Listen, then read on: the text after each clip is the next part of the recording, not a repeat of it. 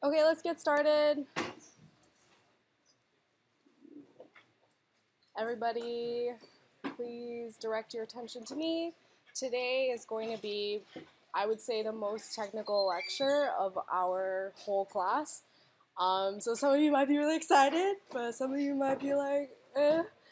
So today is definitely the day to maybe take fewer notes, but put your eyes and your ears directed towards me so that you can just soak up all the information, make sure you understand it. We're never going to quiz you on it. You're not going to have to know really detailed things. So just pay attention and have fun, basically. And you're going to learn some cool things about how Bitcoin works. Last lecture we covered, or Brian covered a lot of the why questions, like why do we design Bitcoin to be this way? Why do we care? And today is going to be how does Bitcoin achieve those amazing properties that we talked about. So let's get started. I'm going to go over cryptographic hash function, so if that's new to you, we're going to go over it. And then I'm going to go over the anatomy of a block and what a transaction actually looks like. We're going to go into a little bit of cryptography for private and public key digital signature schemes. We're going to go over what Bitcoin scripts look like, and then two different types of Bitcoin scripts. So the first is cryptographic hash function. So how many of you already know kind of what this means? Okay, cool. I'm going to ask again at the end of this, and hopefully it's more people. So the idea in Bitcoin is that a lot of people are going to be storing different information. And the idea is we should all have the same exact information. That's how Bitcoin works, right? But how do we check that two very large pieces of data are exactly the same? It would be really, really tedious to go over everything character by character and make sure that they're exactly the same. So in real life, when we want to identify how two people are the same, we don't scan their entire genome and look into their DNA and compare every single nucleotide or whatever it is, right? We look at their fingerprint because we know that this one person is going to generate a very unique fingerprint. Even if they're twins, one person with this set of genome or whatever is going to consistently produce the same fingerprint that we can verify over and over again. So we want the same kind of concept with data. We want to take a large piece of data and create some kind of digest, some how do you say, like summary of the data so that we can very easily verify, say, like 256 bits. As long as they're the same, we know that these two pieces of data are the same. So it's very similar to fingerprints. And so I'm going to go over this function. So we've all hopefully taken, high school algebra or middle school algebra, and we know that we have functions that exist that go from x to f of x. So like x plus 1, x squared, whatever. I'm not going to go too deep into that. So we have an input and an output. Just remember those two definitions. And a hash function is very similar. We just call the function h or whatever it is, and we take x and we make it into h of x. Now, what are some very, very important properties of a function like this? Does anyone want to take a wild guess? Yeah. So that's something for later, but typically when we have something like x plus 1, we can reverse it, but the idea for cryptographic hash function is you can't reverse it. But let's not get there yet. Yes? Yes, exactly. And so the answer was each input will generate a unique output, and the same input will always deterministically give you the same output every time, right? So if I input 2 into this function today, and I input 2 in this function tomorrow, and 5 years from now, they should always output the same thing, right? So that's very, very important. So in hash functions, instead of inputs and outputs, we call them preimages and images.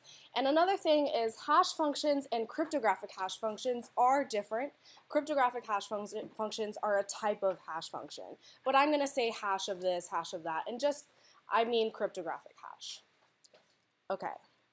So, oh, that arrow appeared late. But cryptographic hash functions, for example, SHA-256, will take any size input and map it to some kind of 256-bit output or pre-image image, right? Sorry, there's a camera. So what happens when we have an input space larger than our output space? Anyone answer this question? Yes. Yeah, so we're going to have overlaps, right? So same few inputs are going to hash to the same output. And this is going to be true no matter what, because we have all these inputs mapping to this size output. So we're going to have overlaps no matter what. But like, sorry, what's your name? David said, we don't want to have overlaps as much as possible. So we're going to talk about how that works in cryptographic hash functions. So a cryptographic hash function is something special that we use in things like Bitcoin. And they have three special properties that make them unique from some basic hash function. They have pre-image resistance, second pre-image resistance, and collision resistance. And I'm going to explain to you what that means. All right, so pre-image resistance this is very special to cryptographic hash functions, is when you are given an output, h of x, or an image, it is very, very computationally difficult to determine the pre-image.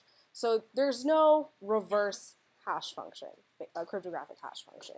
You can't just go from x plus 1 to x, like it's very simple in algebra. You have to, well, you can't do it, basically. You would have to brute force it, and it would take you like billions of years, basically. So the analogy would be, if I point to this fingerprint, would you be able to tell me whose fingerprint that is? No, right? And this comes from a certain degree of randomness that happens when you are computing a cryptographic hash of something. And of course, this is deterministic randomness. It's not like, oh, let's pick a random number and that's the output. There's a certain degree of cool things that happen that make sure that this output cannot very easily be reversed.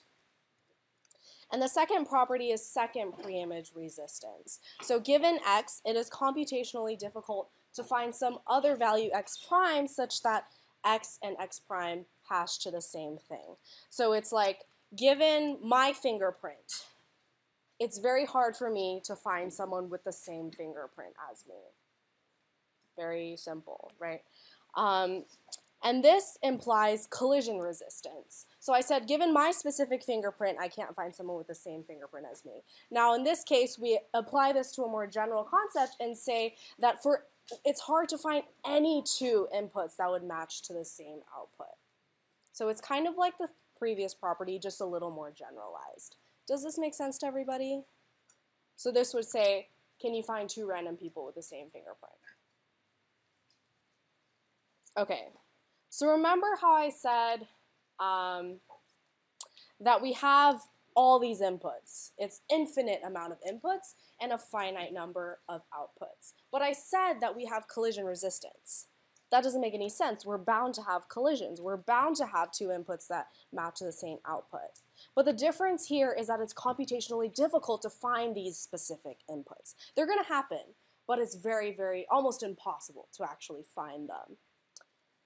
And how does this happen? There's an avalanche effect. So remember how I said there's a degree of randomness. So in this picture to the right, you see I am Satoshi Nakamoto 0, and I am Satoshi Nakamoto 1, and 2, and 3, and 4, and so forth. Even though there's only one character difference, only like less than 10% of the string is different, yet the output, the image, the hash of these is completely different. You can't even guess like what the difference would be. And in this case, we can't even play a hot or cold game. Like let's say I want my output to look like XYZ, and I hash something and I get something like XYY or something. It's not going to be like, oh, I just have to tweak my input a little bit and I'll get that output. Right? This is very important. There's an avalanche effect that happens due to the way that this hash function is calculated. And so it's hard. Like I said, it's collision resistant. This makes sense to everybody? Yes?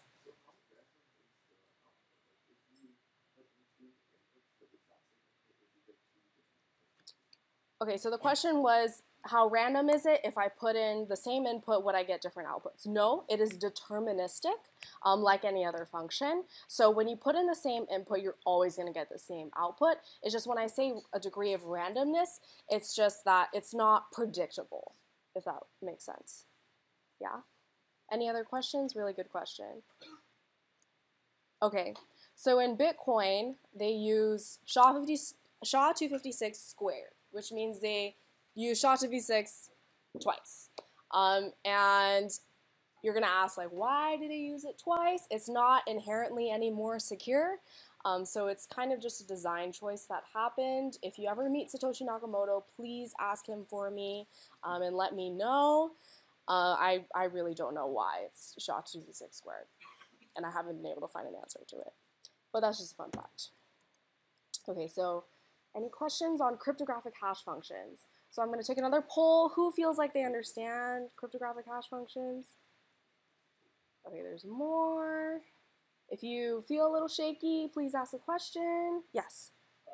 So I guess what kind of inputs are you limited to, like, as you showed, like string inputs, right? So what other inputs can hash functions generally have mapping for? So pretty much any type of data you can turn into a string of some sort. You can encode it into something that uses our basic alphabet.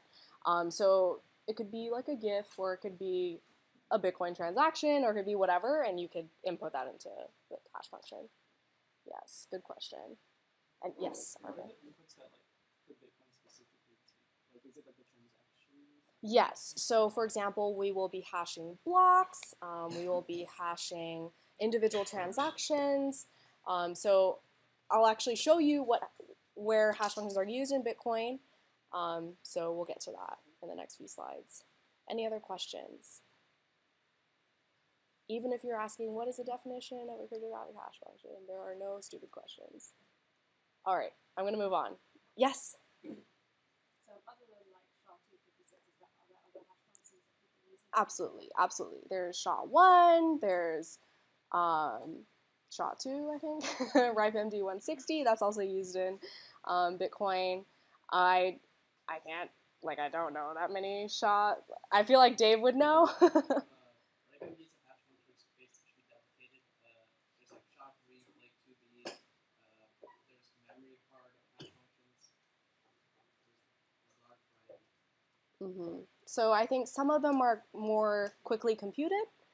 Some of them are more secure. Some of them output different lengths of strings, so they'll have 256 bits or 160 bits. Does that answer your question? Okay, cool. Question? Just a step back, is the hash function a cryptographic used for the private public key pair, or is it used for block? Right, so the private and public key pairs are generated using ECDSA in Bitcoin, but other things are use hash functions. So I'll get to that in the rest of the lecture. I'll definitely answer those questions. All right, I'm going to move on now. Hopefully we're all solid on this. So the next part is a tamper-evident database. So what are some things that you guys expect to find in a block? So we have our blockchain that stores all of our data of what happens in the Bitcoin network. What are some things that you would expect to find in a block? Take a wild guess. Yes? Sorry? Transactions, exactly. See? Yeah, it's not that hard. Anyone else? Okay, yeah. So transactions is the main part. All right, so transactions is a big part of it, but I think these are the most important things that you would want to see in a block, or things that you would need to know in order to know that you have a complete block. So this is a block header. So apart from this, you would store all the transactions, and then you would have a previous block hash, which points to the previous block, a Merkle root, which encapsulates all of the transactions, and a nonce, which is just part of your mining solution. And I'm going to go into the details of each of these. So first, let's look at the Merkle root. So this is the transactions portion of it. So transactions in a block are stored in a Merkle tree. And a Merkle tree is just a complete binary tree. So if you don't know what a binary tree is, just think of a way of storing data where you have a family tree that comes out of, let's say we all perform mitosis to have children. So each person has 2 children. So as you can see, your root has 2 children, each child has 2 more children, it goes all the way down, you could have many, many levels. And each time you multiply by 2. Okay, so that makes sense, right? Okay, and then at the very base of it, so the most recent generation in your family is all of the transactions.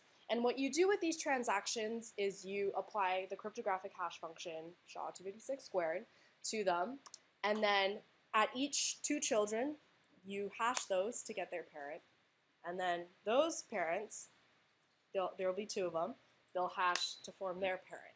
And you go all the way up the tree. There might be, I think, 2,000 transactions, and you'll go all the way up the tree, like I think that's like 10 levels or 11 levels, all the way up to your Merkle root. So your Merkle root is going to be basically the hash of everything in this tree. And your very first transaction is going to be your Coinbase transaction. And the definition, if you want to write this down, the Coinbase transaction is a transaction that rewards the miner of this block their mining reward. So the 12.5 Bitcoins that you get for adding a new block to the chain. That goes to the miner. And everything else is all the transactions that were sent that are included in this block. That makes sense to everybody? Yes, not heads? Yes, okay. So why do we store this in a Merkle tree? Why don't we just take all the transactions and hash them together and we get a good digest of them? Well, let's say that I want to see which transaction was tampered in a block. Like I noticed that something was amiss. Basically what I could do is I could check that our Merkle tree has been changed, and then I can see exactly which one of its inputs, which one of its children has been changed. And I can go all the way down the tree, down to a very specific transaction, and tell you exactly which transaction was changed. You see how this happens? So this wouldn't happen if we just had all the transactions together. We wouldn't be able to trace it back down. We would have to check each transaction individually to see which one was changed. This makes sense to everybody? Okay. And on the other hand, let's say I want someone to prove to me that a transaction was included in a block. Instead of them having to provide all the transactions that were included in that block, they can just provide the transaction and the hashes that went up the tree, so log n, log n pieces of information, and I don't have to verify the entire block. I can just take these few bits of information and verify that this was included. So this is our proof of inclusion. And do you see why someone would not be able to falsify this proof of inclusion? Because they cannot make up something that hashes to the Merkle root, right? Because that would involve finding a collision. Okay. Any questions on this? Yes, David. If you hash the 2 together to get the Merkle root, Yes. you go back if it's cryptographic. Oh, so you would still store everything. Yeah, so you wouldn't just store the Merkle root, you would store everything in the tree along with all the transactions at the bottom. Yeah, but fun fact, there are SPV nodes who store just block headers, so they would just be storing the Merkle root, and they can almost equally verify for you that a transaction has taken place. Yeah. So there are ways of storing smaller versions of the blockchain. Yes? So you're saying that the purpose of storing the collection of transactions that go into a block this way is to make sure, or it's to easily identify that no transaction was tampered with. Mm-hmm. That's the whole point of storing everything in a local tree. Yes. Yes. How would somebody tamper a transaction? How would that happen? Okay, so let's say I want to make my own version of the blockchain history. And so I would take the existing blockchain, and what I would do is change one transaction. So let's say I want to undo 100 Bitcoins that I sent to someone 3 days ago. So I would take the same blockchain, but I would want to change just that transaction or take it out or whatever. But the thing is, I cannot make up some kind of data that would make this blockchain still match other people's because I can't make the same Merkle root. Yeah, so I wouldn't be able to produce the same blockchain. As soon as I change that one piece of information, nothing matches up anymore. And it's very obvious because you can follow everything that's been changed all the way down the transaction. That makes sense? Okay, awesome. Yes, a question? Keep it in this block. How could you prove that block is a blockchain? Because nobody's gonna really take it. Yeah, that's the idea. Have, like, 51% of the hashing power to anybody else. Right? So it's like, so that's, I mean, this kind of like, you can temper it with a higher hash power. So no matter what kind of production you're doing. So the question is, if you have 51% of the computational power in the network, you would still be able to put in false blocks? Is that what you're saying? Okay, so what would happen then is you would have a different blockchain, no matter what, because you have a different Merkle root, different everything else. And what happens then is people would have to accept your block. So if you want to go back in time and you want to change, if you want to make a fork, basically, you still have to count on everyone accepting your new chain. So if you are 50% of the network, sure, you can do that. But it really counts on people accepting it. So, like, what is the purpose of having this? The idea here is that you cannot change what has happened in the past. But you're changing the previous path. Yes. Okay. Blockchains really rely on the fact that honestly, you have a honest majority. Once you have a dishonest majority, the whole thing kind of breaks down. The system doesn't work anymore. Like, there's no point in having this if you have a dishonest majority. It only works up to so once you have that 51% dishonest factor, your whole system kind of collapses. Okay. If the ledger was just transactions stacking on top of each other, and there's only 2,000 transactions in a block, would you still be able to tell where in that sequence there was a false or malicious change? Right. So if you had if you had everything jumbled up together, the hash would still change if you change one little thing, but it's just less efficient to find which one it is. Does that make sense? Yeah, I don't know. Yeah. But I guess in this case, it's just more obvious. It's very quick to find. Yeah. Okay. I'm going to move on as long as there's not more questions. So that was the Merkle root. Now we're going to talk about the previous block hash. So every block has a block ID, which is the hash of the block header. So these three items that you see on here on the screen, hashed together, well, concatenated together and then hashed, creates our block ID. And in every block, we store the previous block's block ID. And this is called a hash pointer. And so this is how we chain blocks together, basically. We point to the block ahead of us, and then the one behind us points to us. So yeah. So can you, just to make sure that we're all clear, who can tell me which one is the most recent block and which one is the oldest block? Yes. Is the most recent. Yeah. So it goes, the history goes from left to right. So the one on the left is the oldest, and then the next one is the block after that, and the one on the right is the most recent. And then if we were to add a new block to the blockchain, it would go to the right. So hopefully this diagram makes sense to everyone.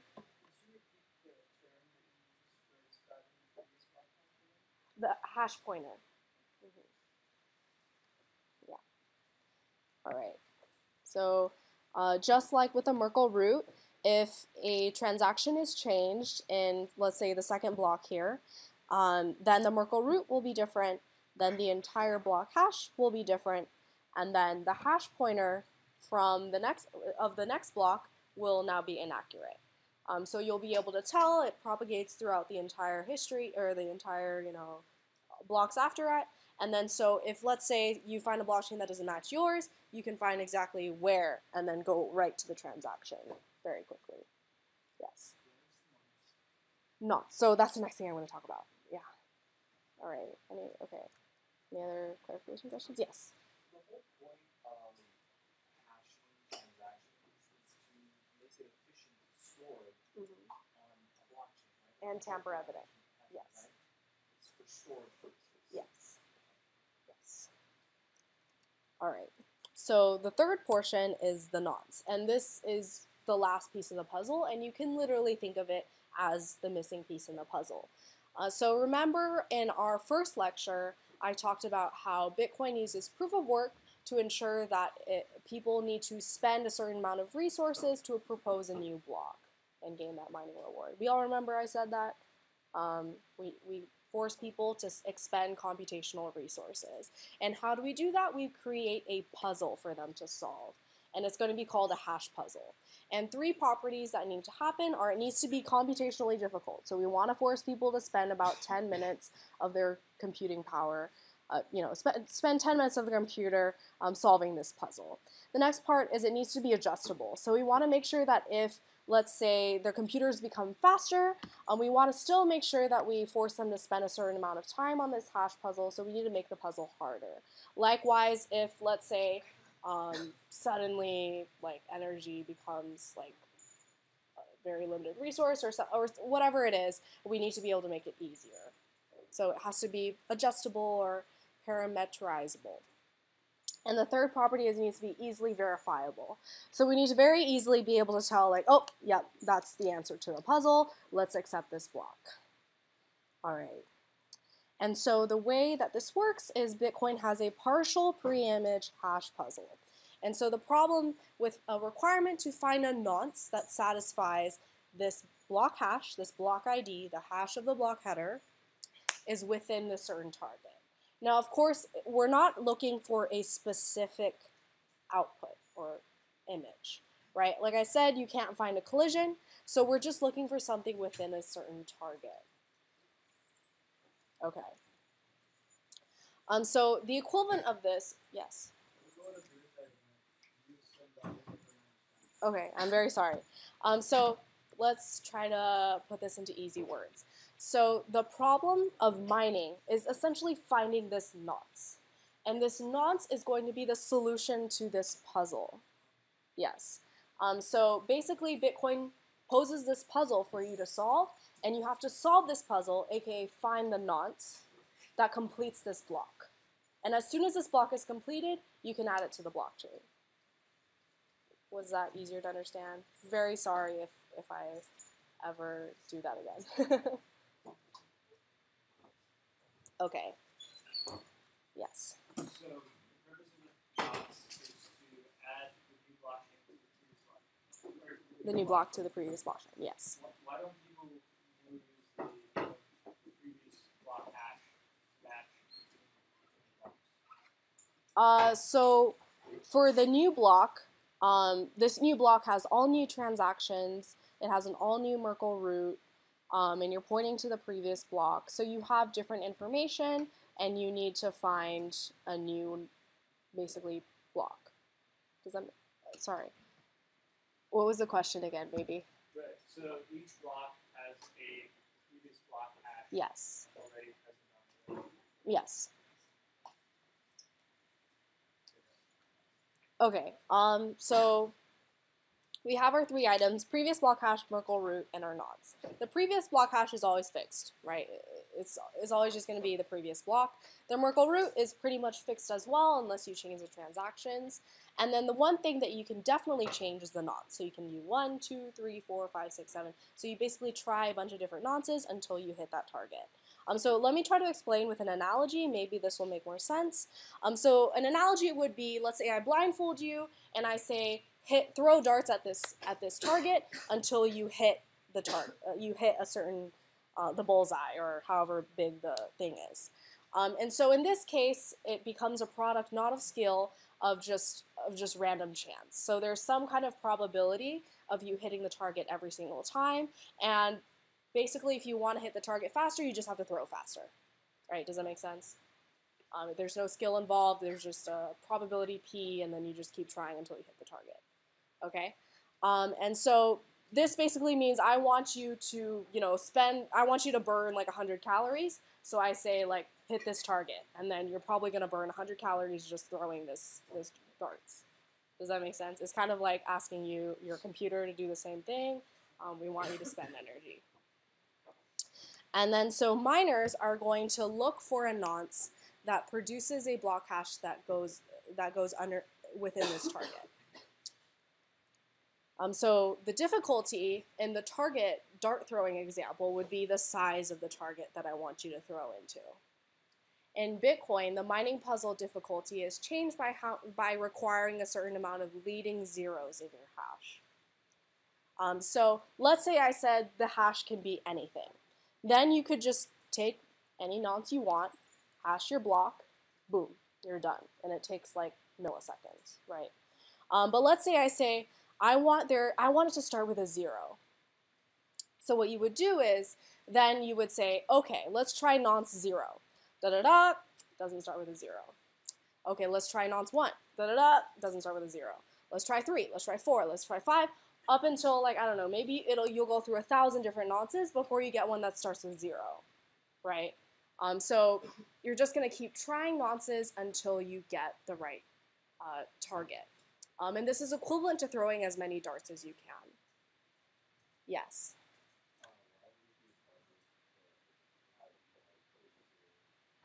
So the idea is it's a partial preimage problem. So remember how I said it's computationally infeasible for you to find an exact output, right? And it's very easy for you to find any output. So if I restrict the requirements on what your output can be, and you have to fit that requirement, and you can't predict what your output is going to be, you're just going to have to try over and over again. So the more requirements I pose on this output, the harder it'll be, and the more tries you'll have to do in order for you to get this. Does that make sense? It's random, yes. So it just becomes a product of how many you tried.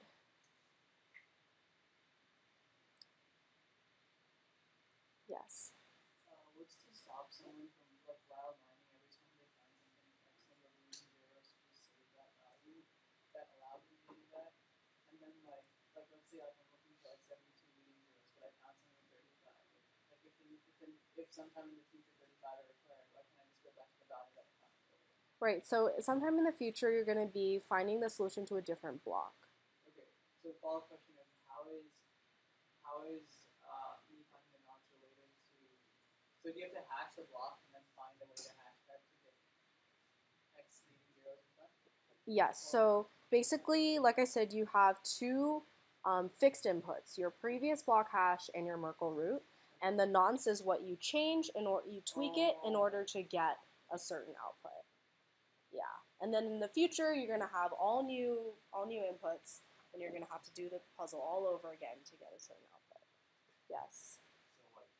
So assume like a far distant two miners, they find a block like individually, and then they post on the block. So there's a complication there. So how does the Bitcoin do it? So it is a race to propagate. So the more friends you have, the better. Because the more people you broadcast your block to, the more people are going to accept it first, and hopefully more people will take yours. That's just the nature of a decentralized network. Yeah. But the internet is very fast, right? So this all happens in seconds. Because I'm confused about how they should like 10 minutes to be the average block time. Mm-hmm. So I mean for Ether it's really like how many It's like 12 seconds or something, yeah. But it's like really like much shorter than Bitcoin. So like, Mm-hmm. why is that? Like how do they find the perfect timing? So there's a balance like the open blocks and the transaction speed. Like how can they find the balance? So is your question how to make the block time shorter, or There's like how do they find a good balance? Right.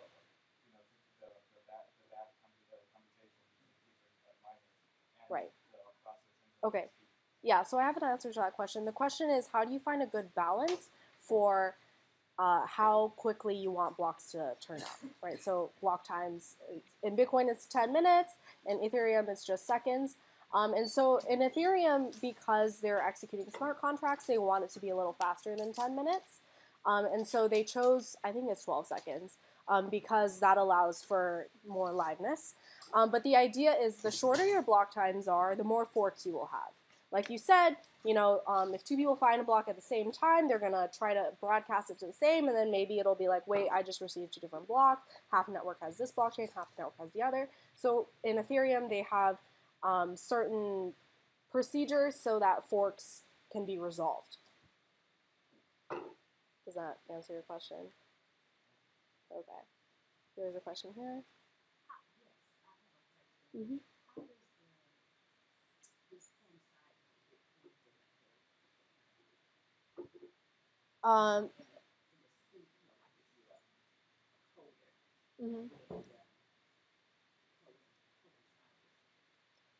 So how does this fit in with Bitcoin, you're saying? Okay, so this is basically the mechanics of how the hash puzzle works. No problem. So basically, have you heard of proof of work? Yeah, so in proof of work, basically, miners are required to expend a certain amount of resources in order to propose a new block. So your computer would have to be trying to solve this puzzle for 10 minutes, and then they would be able to find the solution to this hash puzzle, and that would allow them to propose this block. So you're basically finding the missing piece in the puzzle, the solution to this hash puzzle that allows your block to be valid. And it's called proof of work because in order to solve this puzzle, your computer basically has to work very hard. There's also proof of stake. Yeah. Is where you get, did you say paid? So yes, there is a reward, a block reward. You do get paid in proof of work. There are other consensus protocols as well where you get paid or you don't get paid. Yeah. Sure, David. You say it's 10 minutes for a computer to solve it. Do you mean calculating on top of the entire network, or just So each miner will have their own set of computers, and then across the entire network, yes, if everybody was working on the same block, then it would take a shorter amount of time, but it's competitive, right? So each miner has their own computer, so the answer to your question is for your own computer. Yeah. Another question.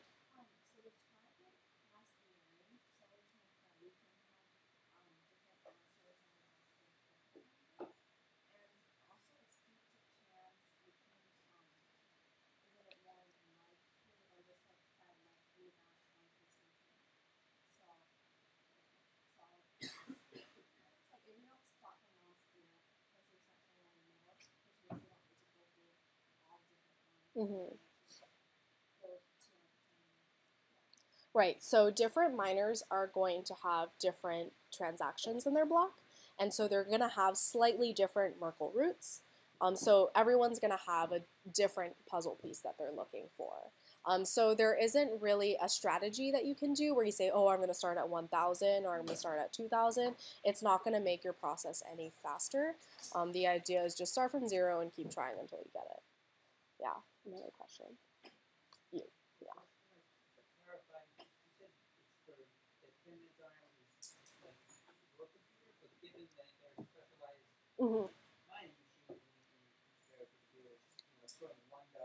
Yeah. Yes. So, okay, so what I mean for your computer is the person who solves the block's computer. So the way Bitcoin calculates how difficult their puzzle should be is every 2 weeks they look at the average amount of time spent per block. So basically the fastest person. So it's always going to be the fastest person that adds a new block to the chain, right? So let's say on average each block took 9 minutes over the past 2 weeks. Then we know we need to make the difficulty a little bit harder. Yes. Yes.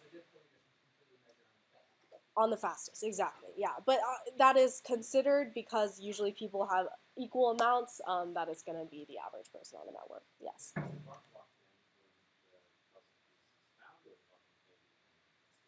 When the puzzle piece is found. Yeah.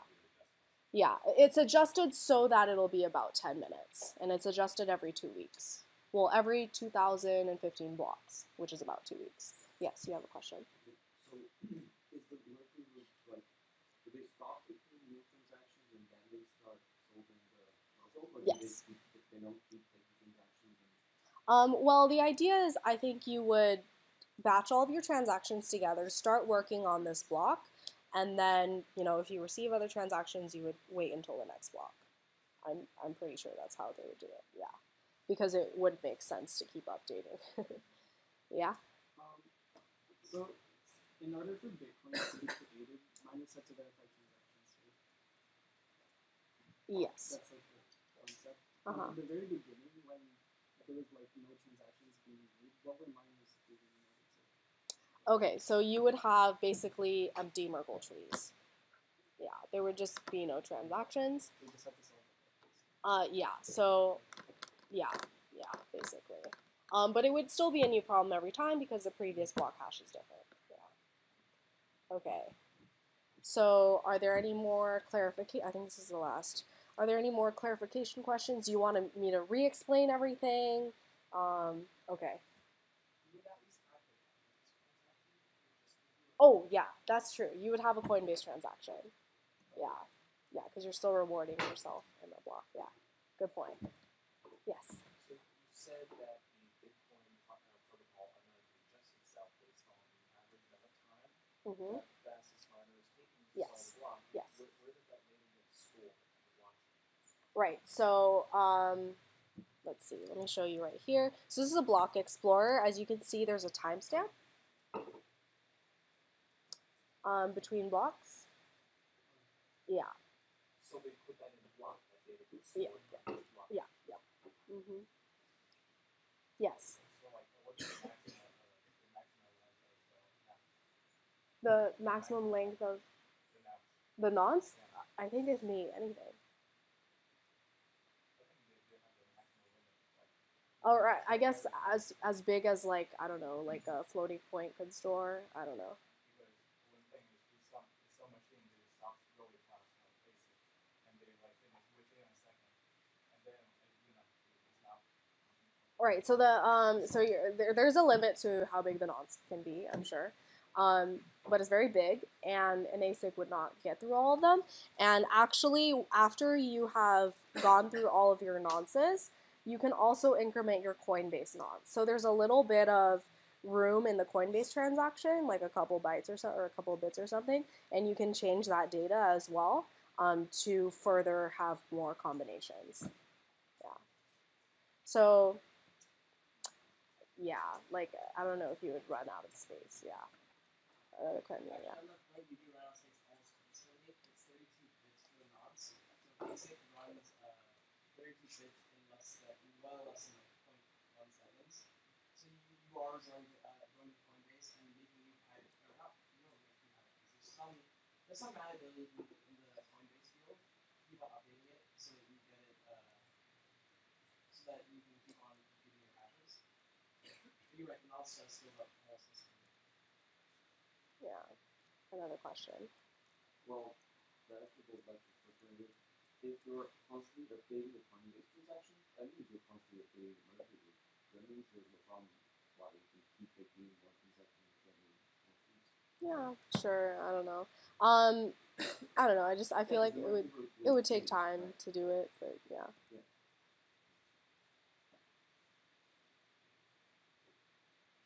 Yes. So is this structure particular to cryptography, or is particular to like Ethereum or other blockchains? There are different flavors of this. I would say this is flavor vanilla. So yeah, like in Ethereum we have like Patricia trees, right, which are like forms of Merkle trees, where you store more complicated kinds of data. But yeah, I think I would say this is the most basic version. Yeah. Okay, is anyone totally lost? Okay, that makes me feel better.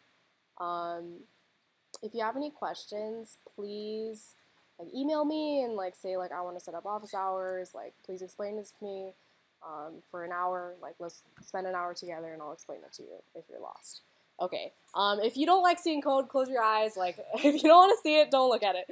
But for those of you who like to look at code, this is basically what mining would look like. So you have your target, which is adjusted by whatever the difficulty is. You have your Coinbase nonce, and then you have your header nonce, and then you just iterate through all the header nonces. If you still haven't found something, and increment the Coinbase nonce, go through all the header nonces, increment the Coinbase nonce. You just basically keep going until you have found the hash that goes within the target. All right, I'm not going to spend too much time on that. So this is from a block explorer. This is block 485963. This was like, I think, a year ago. Yeah, it's probably a long time ago. There's 2,000 transactions, as you can see. One thing I want to note is if you look in the hash, you can see there's like 20-ish leading zeros. And that's how difficult basically it is right now. And then if they want to make it more difficult, you would see more leading zeros. Back in the day, in the first few years of Bitcoin, there were like no leading zeros. So yeah. All right. Okay, I'm gonna move on. Usually we take a break here. Do you guys want to take a break? Maybe 5 minutes to kind of breathe? Sure? Take 5 minutes? All right, let's take 5 minutes.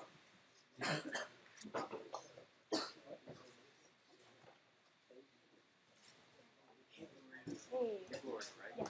Can I ask you a question? Yes. So one thing that I don't understand, so I understand that you want miners to keep everything in seconds, right? So anybody can potentially add a block, and no central computer is allowed to add a block to the blockchain, right? So miners are for decentralization, right?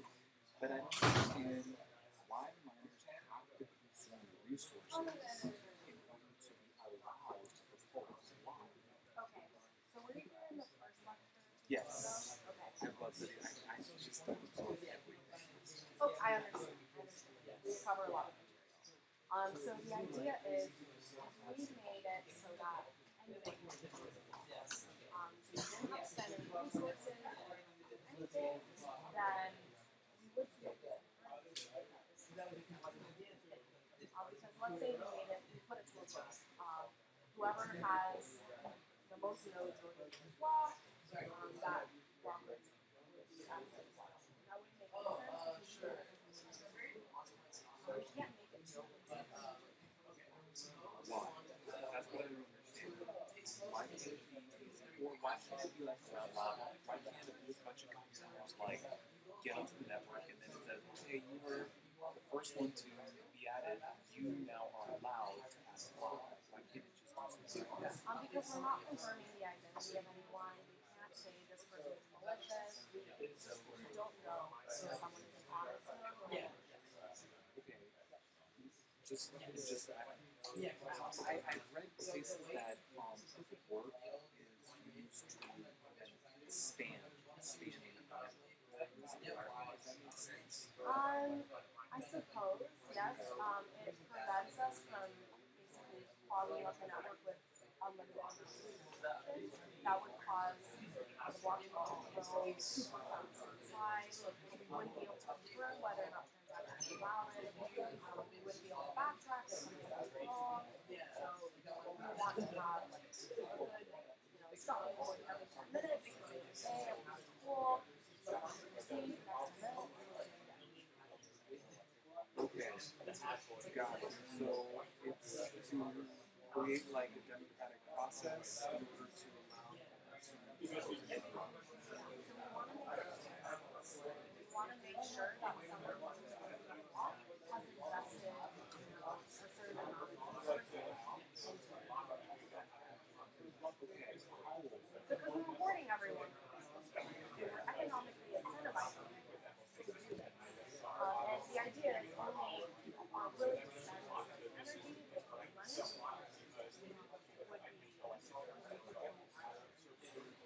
right. And if we didn't have proof of work, anybody could propose a block, and that would stop us, right?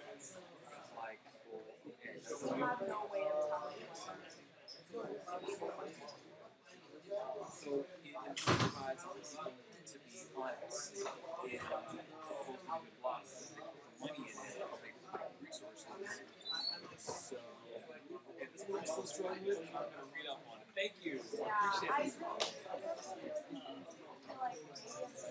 You're really good.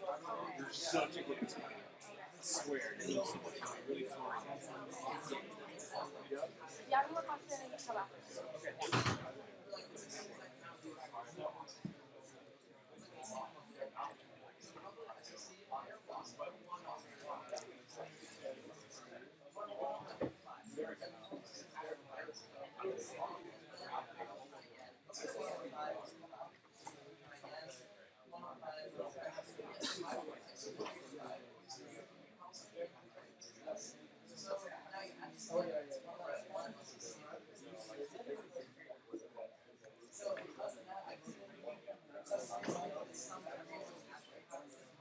right, 5 minutes up. If you can hear me, clap once. If you can hear me, clap twice. Okay. Sorry, that was a short 5 minutes, I know, but we're going to get started again. We have a bunch more stuff to cover. Very exciting. Now we're going to get into kind of the more mathy portion of the lecture, so yay. So whenever I come to a math portion, I'm going to explain the mathematical definition, and then I'm going to explain it in English. So if you don't understand the math, that's just for people who like math, and then I'll explain it. So the first I want to talk about is the digital signature scheme. So this is the basic format of any digital signature scheme. So we have Alice and Bob, and they want to communicate with each other across some kind of anonymous network. They're not going to say my name is Alice or my name is Bob. They're going to have a private and public key.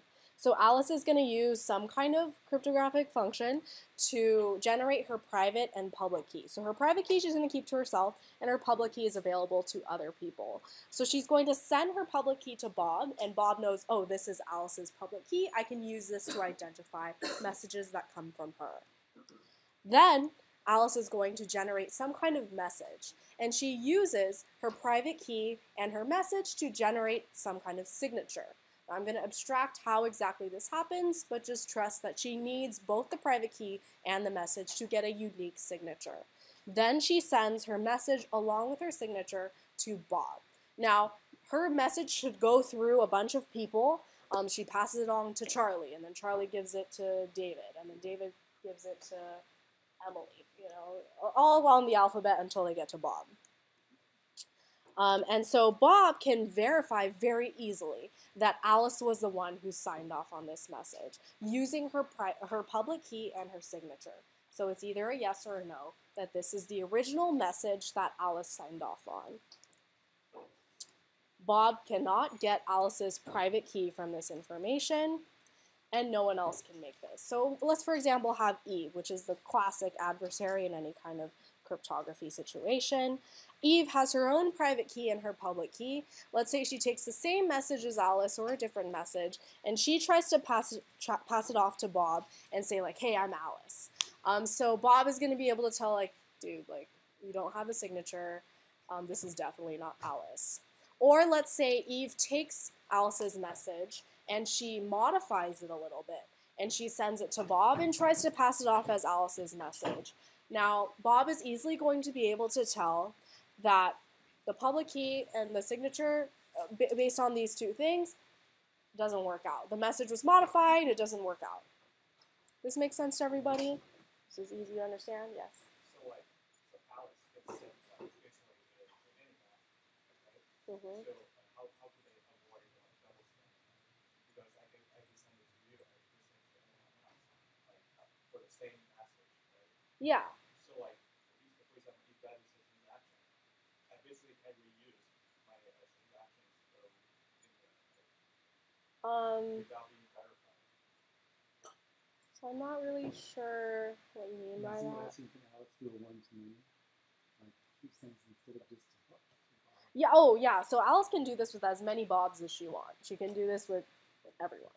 Yeah. So this isn't any double spend thing. This is just being able to, these are the messages, or these are the properties. You can verify the message origin. It comes from this particular sender who is the owner of this private key, who has authorized this message or transaction, whatever it is, that the original sender cannot say, like, oh, I wasn't the one who did this, because it has your private key on it. And message integrity, which means that the message has not been changed. So this doesn't have anything to do with, like, sending two different transactions or whatever. It's just saying, like, I can easily verify a person's identity without knowing any information about them. Just if we have their public key, we know that the private key only can generate that signature. That makes sense? This is just basic cryptography. Okay. No questions? I'm going to move on. So now let's talk about ECDSA, which is how we generate private and public keys in Bitcoin. So private and public keys. This is where we talk about private and public keys. I'm going to say that again. Private and public keys come from ECDSA. And elliptic curve cryptography is just basically we use some kind of elliptic curve to define a finite abelian group so that we can pose the discrete logarithm problem on it. Blah, blah, blah, blah. Okay, so in English, this means we're going to make this little squiggly line using some kind of mathematical function, and we use this squiggly line. Okay, Dave is shaking his head. But we use this function in order to define some kind of trapdoor function, a one-way function where we get from this to that. So in this case, it'll be a private key to a public key, but we can't go from the public key back to the private key. And that's why we call it a trapdoor function. We can only go one way and we can't go back. Okay. And just for funsies, Bitcoin's elliptic curve is SECP256K1, which is y squared equals x cubed plus 7 over the finite field prime order p. So basically what this means is Bitcoin has a specific squiggly line that makes it a little bit more fast to compute the private and public keys. And it's over a finite field, which basically means usually in the xy plane it goes on infinitely, but we basically limit this size so that we get a certain length, a public key. So if we only want 256 bits or whatever, we restrict the size of the field. So it's like modular arithmetic, if that rings any bells. Okay. So you're still with me? Yes. So if you can draw the function, doesn't that mean you're able to work out x if you've got y, rather than just then y? Okay, so right. So the function is defined by x and y, but we're not just it's not x to y that is the function that we're doing. We're just using this line to define another function, and I'm going to talk about this function right after. Yeah. So on this curve, we do this thing called the chord tangent process, which we take points and add them over and over again, which is basically point multiplication. And so we take a point P and we do this process n number of times, where n is our private key, and then we get our public key. So let me just illustrate what this does. So the chord tangent process is going to say, just look at the curve over here, you don't have to read the text.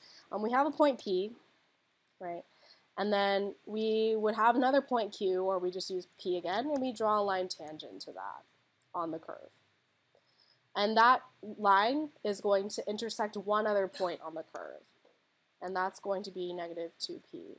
In order to get 2P, we flip it over the x-axis, and that's 2P. And so now we have P and 2P, and you want to do it again. So we try to get 3P. Right?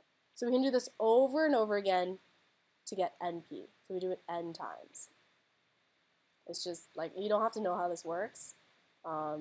It's not a big deal. It's for people who want to know. Yeah? So each private key has its own number of keys. Yes. Okay. Maybe like elaborate on your question. So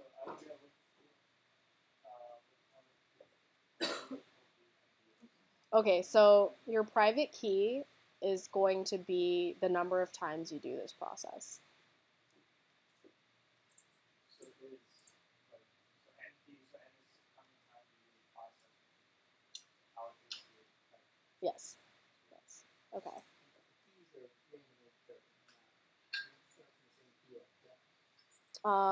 Dave, do you know the answer to these questions? Yeah.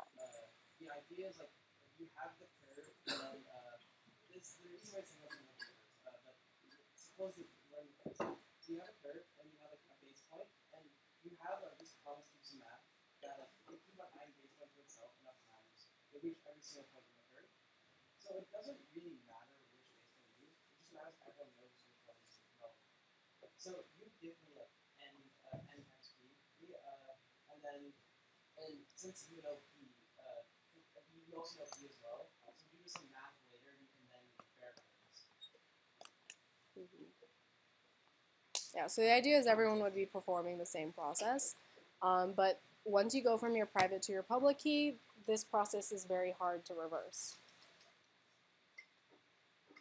All right, so we have an elliptic curve, we define point multiplication, and we go from P to NP, where N is the private key, and NP is the public key. And then your address is derived from your public key. And so how do we get, like I said, it's very hard to go from NP back to N. So we would say, like, let's just call this function where we say, like, n is equal to log base p of np.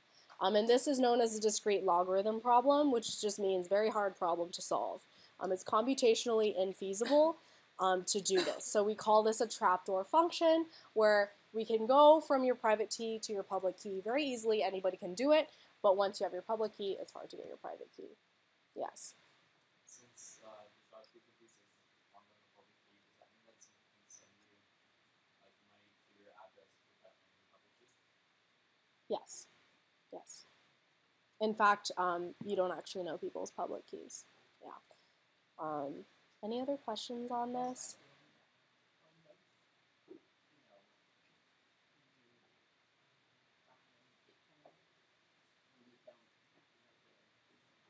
Yes, yes, yes. So in Coinbase, Coinbase is a company, and they kind of abstract everything away from you. It doesn't really matter how they handle all the Bitcoin stuff. It's just like, I want to send this Bitcoin to somebody, and they go, okay, yeah, we'll do it for you. Yeah, so you don't really have to know anything.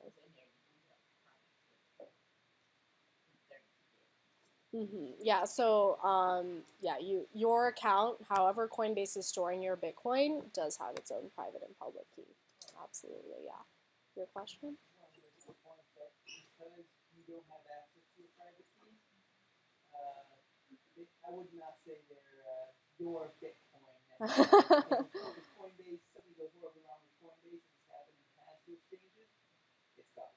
You'll never get access. That's why a lot of people take their money off. Yeah, exactly. Like, they'll send it to another address and then take that away. Yeah. You had a question? So like earlier you mentioned like nobody let's say because you have to verify the signature use your public key, right? You can't use your address to verify. You have to can. use your public key to verify signature. So I'll go into detail later about how you can send it to someone's address and they can just redeem it using their private key. So you personally don't have to verify their private key or their signature or anything. It's just that after you've sent them the Bitcoin, in order for them to redeem it, they have to provide the correct information. So if I want to send you some Bitcoin, I have to give my public key to you. In order to verify my signature, you have to have my. If you want to send Bitcoin to me, right? So I have to give you my public key as well to verify my signature. So to prove this transaction is being assigned from me, right? yeah. Well, you don't have to send it to me. You just have to send it to the miner. The person who's validating the transaction has to have that information. Yeah. So they know your public key. Yeah. Yep. Okay. I'm going to move on. So now that we have our private key and then we got our public key, now we're going from our public key to our Bitcoin address. And the way we do this is first we go through two hash functions. So you remember I already mentioned SHA-256, and then we do RYPTOGRAPHIC 160. And the reason we do this is, let's say like quantum computers come out and somehow someone cracks ECDSA or what the particular ECDSA that a Bitcoin uses. So then you can go from private to public keys, but in order for them to go from our Bitcoin address all the way up that process, they would also have to crack SHA-256 and RYPTOGRAPHIC 160. And so it's just an extra layer of security that's added on. So SHA-256 we already know about. That gives you a 256-bit hash. And then RYPMD just makes that a little bit shorter. It becomes a 160-bit hash. Yeah. And then after we do that process, we base 58 check encode it. So first of all, we take this public key hash and we put it into a base 58 alphabet. So it's just all the numbers, all the capital letters, and then all the lowercase letters, but we take out 0, uppercase O, uppercase I, and lowercase l because they look the same and we don't want to deal with that stuff. So we just take it out so we don't have to deal with things that look similar, so that it's easier for humans to interact with this kind of stuff. And then after we've encoded that, we add a little prefix onto the beginning that tells us a little bit of information on what exactly this public key hash is. So we're going to learn that there's different types of public key hashes. So let's say it starts with a 3, we know that it's a public key hash. Let's say it starts with a whatever, we know a little bit about this information just by looking at the first part of the address. And then we add a checksum. So we hash this beginning portion, and then we put the first 4 bytes onto the end. So this is very similar to what credit cards do, if you didn't know this already. The last digit of your credit card is actually a product of all of the digits in front of it, and that's very easy for someone to verify that yes, this is a valid credit card number. So in the case of Bitcoin, let's say you are, looking on a piece of paper and typing in the Bitcoin address that you want to send money to. Let's say you accidentally made a typo and one of the characters was changed. You could very easily accidentally send Bitcoin to an address that nobody owns. And then this Bitcoin cannot be reversed. You can't get it back because there's no central authority. It doesn't, okay, yeah, we're going to send it back, right? It's lost forever. And so what your computer can very easily do is check this checksum and see like, hey, like this is not a valid Bitcoin address. We can easily tell because the hash doesn't match the checksum. You made a typo.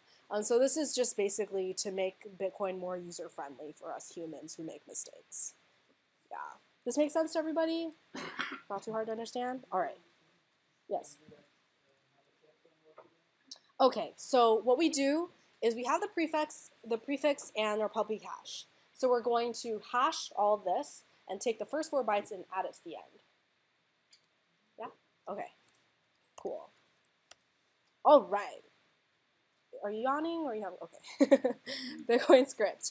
All right, so who remembers how transactions work in the UTXO model? Can anyone tell me how the UTXO model works? Yeah, I saw a hand. It's on the slide, so you can just read what's on the slide if you want. Mm-hmm.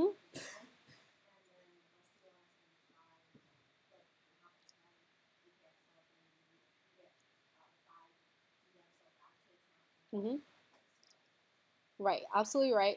So when we're spending money in Bitcoin, we create a transaction where the inputs are actually outputs from other previous transactions. So outputs are saying we're sending money to you, and then you can redeem this output and use that money in a different transaction. All right, so that's a little diagram that I made, just so it makes more sense. All right, so you have to redeem previous transaction outputs in order to spend Bitcoin.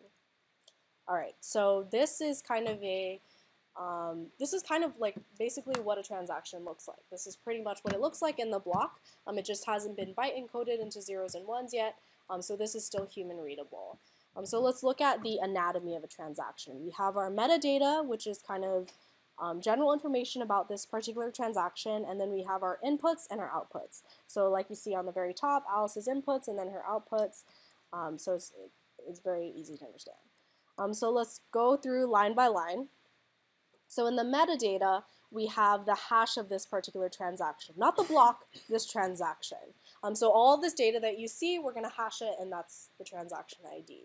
Then we have our version number, we have our number of inputs and outputs. We're going to see this later in the rest of the transaction. We're going to have other like not important data that you don't need to worry about. We have our version, a lock time, which we use for scripting. We'll talk more about this in our scalability lecture, and the size of the transaction. So that's the metadata portion. And then our inputs, as you can see, we have 2 inputs. And so these hashes that are highlighted, they point to the ID of previous transactions. And so you would be able to find these transactions previously in the blockchain. All right. And then it also has the index of the previous transaction. So this just, index of 0 just means it's the first output of that transaction, because we're using 0 index. And then we have the script sig, which is the signature used to redeem this output. So like I said, we are spending from previous outputs. So we have to include some kind of script sig where we include our signature so that we can redeem this Bitcoin that was sent to our address, right? We have to prove that this Bitcoin indeed belongs to us, right? And this is where we would include it in the script sig. All right. Now in our outputs, the first line is just how many Bitcoins. So in this case, there's 10 point something Bitcoins being sent in the entire output, in this particular output. And there's only one output. And this is the output script. So I'm going to take this and further digest it. But this is basically the output script where you say this is sent to this script. So whoever redeems this particular amount of Bitcoin, 10 point whatever Bitcoin, is going to have to provide the information for this script to evaluate to true. So in this case, just on a high level, you can see that there's like a address there in the middle. So someone would have to be able to prove that they have the information for this. And you can see in the very end it says op check sig, so checking the signature. So someone would have to provide a signature that can redeem this output in the future. All right, so I'm gonna go into this further. Yes, you have a question?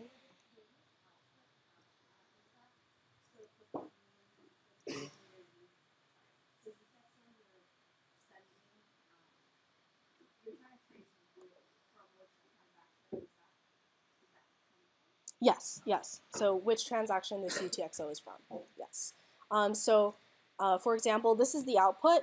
In a future transaction, you would reference this particular, the top line, the ID of this transaction in your input. Yeah. All right. So I'm going to take the output script as well as the input scripts, and I'm going to go into detail. But first I'm going to tell you a little bit about what Bitcoin scripts are. So in Bitcoin, while I told you like you're sending your Bitcoins to a particular address, the addresses are actually scripts. Sorry, I fooled you, haha. Okay, so basically what this line highlighted says is this amount of Bitcoin can be redeemed by the public key that hashes to this address that's provided in the middle, and the signature of the owner of that public key. That's what this line says in plain English. And so because we use scripting, and this allows for extensibility. So we can add more logic into the way that we send transactions and redeem transactions in Bitcoin, and this is very, very important. And it makes it more than just a very simple transacting system. And just a little bit about script or Bitcoin scripting language. It's a language that was built specifically for Bitcoin. And if this means anything to you, it's stack-based and it's not Turing complete, which basically means it can't do anything fancy with data and it can't do anything fancy with logic. It's a very, very simple language. Yeah. All right. So remember those two lines. So the very top that says script sig, that was in our inputs, and this highlighted section was in our outputs. That was our output script, right? So I'm going to go into more detail into this. So I just took these two lines and I basically just put them in a block. So this diagram that you see, the top block over there is the script sig, and the bottom block is the output script. And so what I'm going to say here is the top is the unlocking script. Or let's talk about the locking script first. So the locking script is going to be found in the previous transaction output. And it's basically going to put a lock on this amount of Bitcoins, right? It can't be redeemed by anyone. It's a lock that says whoever can unlock this can have the Bitcoin. And sometimes there's extra logic in it. And it usually just says, I want someone with this Bitcoin address and the signature, right? And then we have our unlocking script, which is going to be found in the next input that tries to redeem this output, and it's going to provide all of the data as well as the script that creates that causes this locking script to evaluate to true. And so basically what happens is in order to execute these two scripts, we put them one on top of each other and we execute them down the line. So I'm going to show you how this works. Okay. All right, so we put all our data in a stack. So basically what a stack is, if you want, it's a data structure. So I put an item into it, and then I put another item into it, and then I put another item into it. And then when I take out of the data structure, I have to take the top one first. So it's like first in, last out for you CS majors out there, right? Okay, so it's a stack. So we use a stack to do this. So let's get rid of what I just did. So we're executing from top to bottom. So the first thing in our unlocking script is we provide our signature. And then we provide our public key. So we're stacking them on top of each other. And then we go into our locking script. So the first thing is op-dup. So operation duplicate. So we duplicate the item at the top of the stack, which is the public key. The next thing is we hash it. So we take the top item and we hash it. So we get our public key hash. And voila, the second one is the public key hash this. And then we do operation equal verify. And so it basically takes the top two items and sees if they are the same. If they are different, it's gonna throw an error, and this basically doesn't run through. But if they're equal, we continue, right? So we verified that the two addresses are the same. Now we want to verify that the signature is indeed the one that evaluates to this Bitcoin address. And we found that it is true. So this entire script evaluates to true. Was this too fast? Do you want me to do it again? Yes. The verifying person of this transaction. Yeah, so this basically tells you whether or not this is a valid transaction. Yeah. Mm-hmm. Yeah, so all the miners are going to validate all these transactions. Yeah. All right. This made sense to everybody? Wasn't too bad? Okay. So who remembers Brian talking about the Genesis block? How there was something special included in the first block?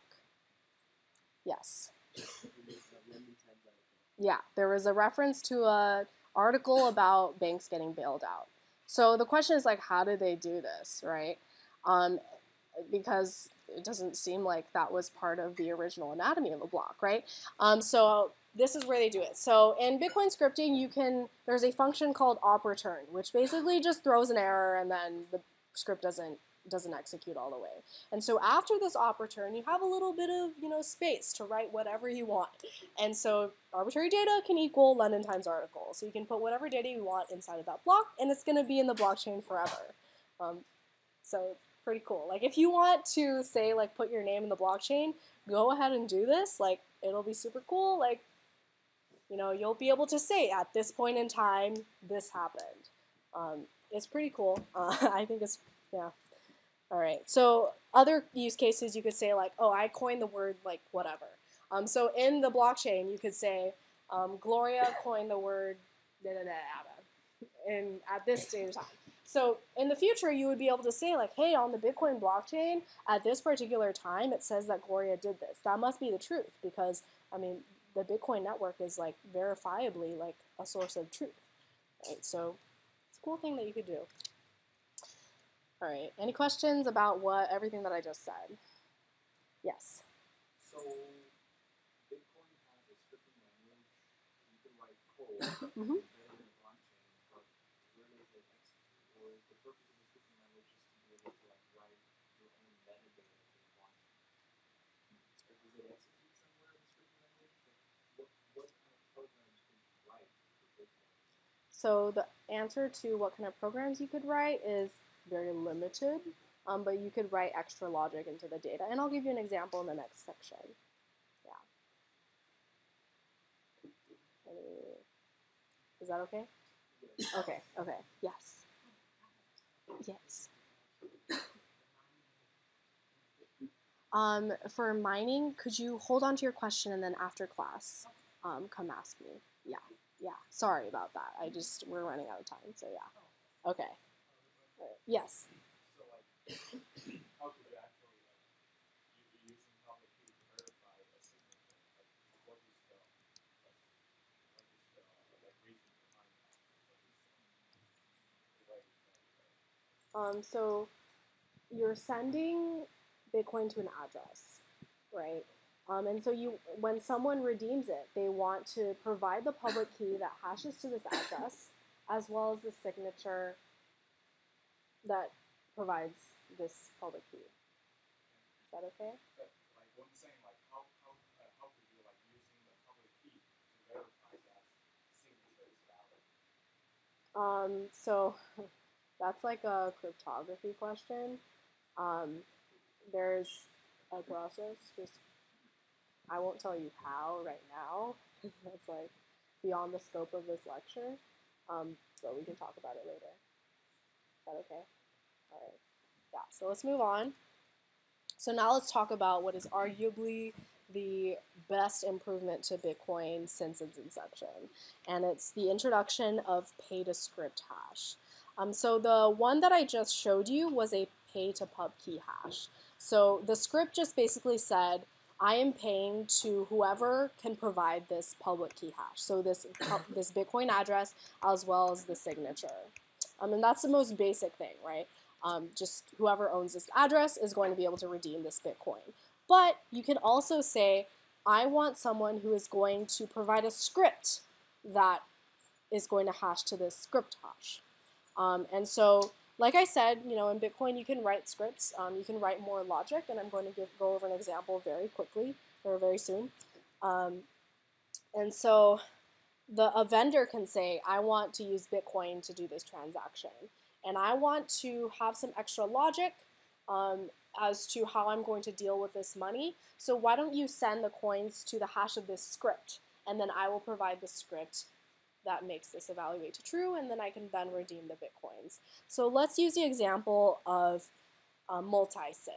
So let's say, actually let's do it this way first. So let's say Jillian, Brian, and I, we own an account together, and we want to make sure that all of our Bitcoin spending choices are verified by at least 2 of us. So 2 out of 3 multi-signature.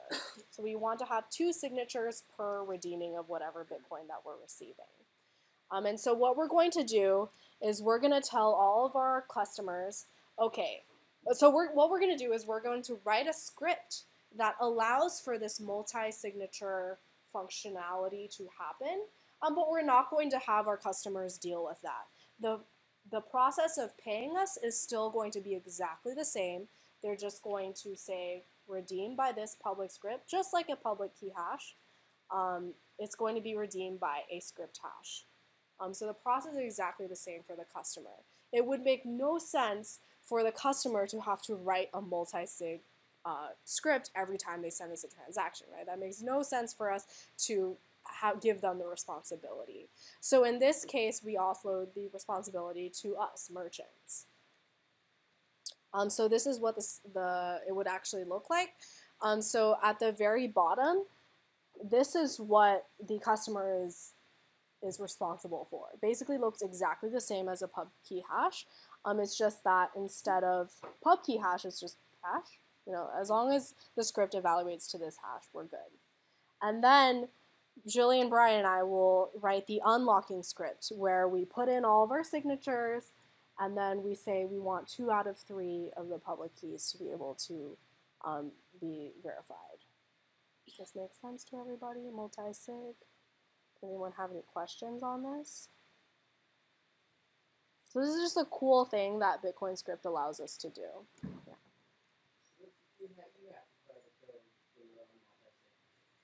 Yes. Yes. Well, it would either be the customer that writes it or us that writes it, and it makes more sense for us to do it. Yeah. And so this pay-to-script hash is really, really cool because it allows us to basically abstract all of this into the unlocking script. And it allows us to add a lot of functionalities to Bitcoin without making it inherently more complicated for everyone involved. So, like, I can make my own functionality without having other people deal with it. So it was pretty cool. Any questions? Who is like totally lost, like not paying attention anymore? Okay. All right. So this is the homework for this week. And then here is the attendance. There's also our reading quiz involved, so please take it. We have 25 more minutes. So I'm sorry that this lecture was a little bit long. Hopefully I didn't lose too many people, but it is a very technical lecture. So the future lectures will not be this technical.